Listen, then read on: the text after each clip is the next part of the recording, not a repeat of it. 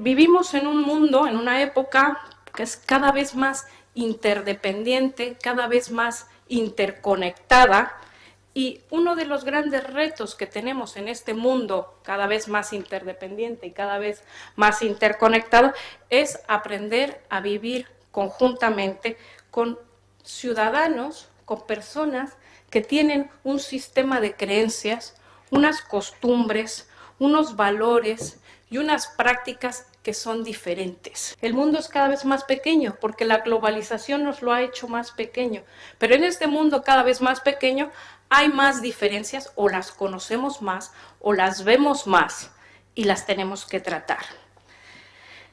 Y tenemos un desafío. Ese desafío consiste en saber cómo tratar esas diferencias, consiste en saber cómo gestionar nuestra diversidad cultural, sobre la base de qué principios de justicia, sobre la base de qué principios o de qué concepción de la igualdad, cómo vivimos juntos con nuestras diferencias, sobre la base de qué concepción de la libertad. La necesidad de articular la convivencia en sociedades pluriculturales requiere de reflexiones, requiere de compromisos, requiere que nos comprometamos con un pluralismo interactivo, con un pluralismo integrador, que nos alejemos de una idea del relativismo, de procesos atomizadores que nos separan, que nos alejemos de una idea de monoculturalismo uniformador. Eso ya hay que superarlo. Un antropólogo mexicano decía que estamos ante una admirable, asombrosa virtud humana del reconocimiento del otro.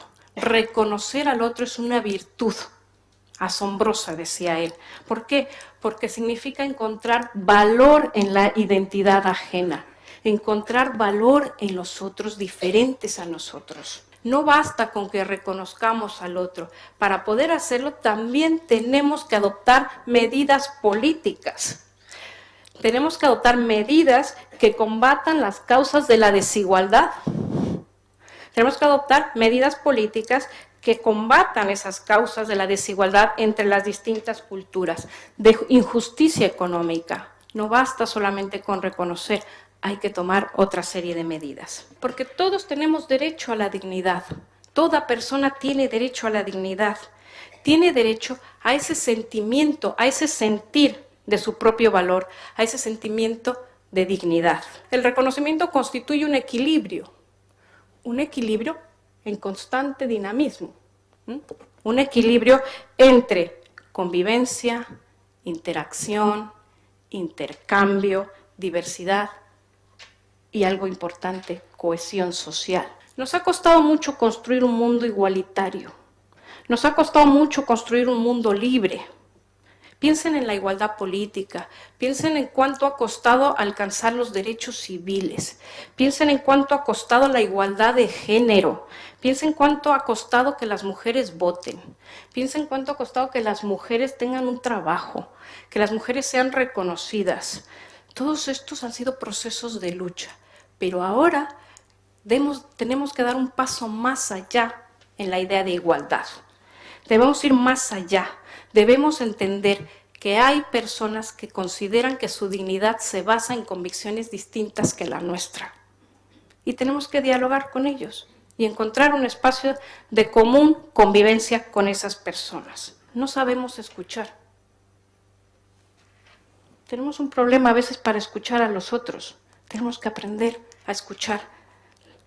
¿Por qué los otros consideran importantes determinadas convicciones? Toda sociedad que consideremos democrática tiene que buscar mecanismos para evitar las discriminaciones.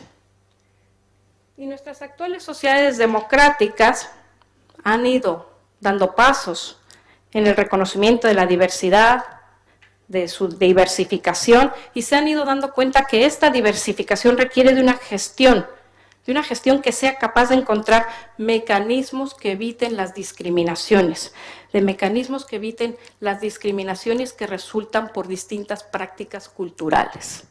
A veces discriminamos a los otros y no nos damos cuenta de ello. Por tanto, el acomodo es la obligación de ofrecer una solución mediante la búsqueda de un entendimiento entre aquel que demanda ese acomodo y aquel otro a quien se le reclama ese arreglo. El interculturalismo no es una meta que se alcanza cuando se garantizan ciertos derechos.